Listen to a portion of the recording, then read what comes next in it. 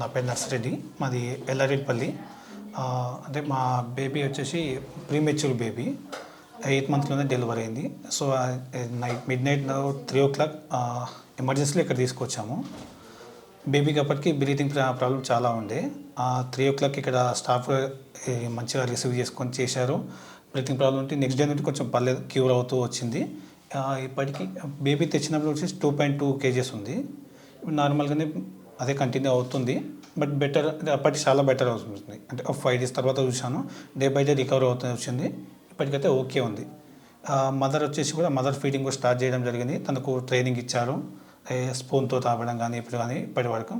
నిన్నటి వరకు బయట రూమ్లోకి షిఫ్ట్ చేసి జనరల్ షిఫ్ట్ చేసి చూస్తున్నారు అన్నట్టు. అంటే మదర్ వాళ్ళ హ్యాండ్ ఓవర్తో మదర్ చెక్ చేస్తున్నారు. డాక్టర్స్ అంటే వెదర్ చేంజ్ అవుతుంది, అంటే దాని కేరింగ్ తీసుకుని వెదర్ చేంజ్ అవుతుందండి. ఎవ్రీ 3 డేస్ కానీ 1 వీక్ కానీ ఒకసారి వచ్చి మళ్ళీ ఒకసారి అవ్వండి అంటే స్పెషల్ కేస్గా ట్రీట్ చేశారు వాళ్ళందరూ.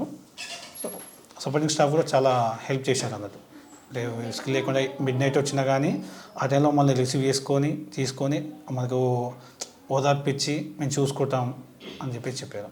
అంటే ఇక్కడ మాకు హెల్ప్ అంటే వచ్చిన తర్వాత రిసీవ్ చేసుకొని చేసిన వాళ్ళందరికీ thank you, special thank you.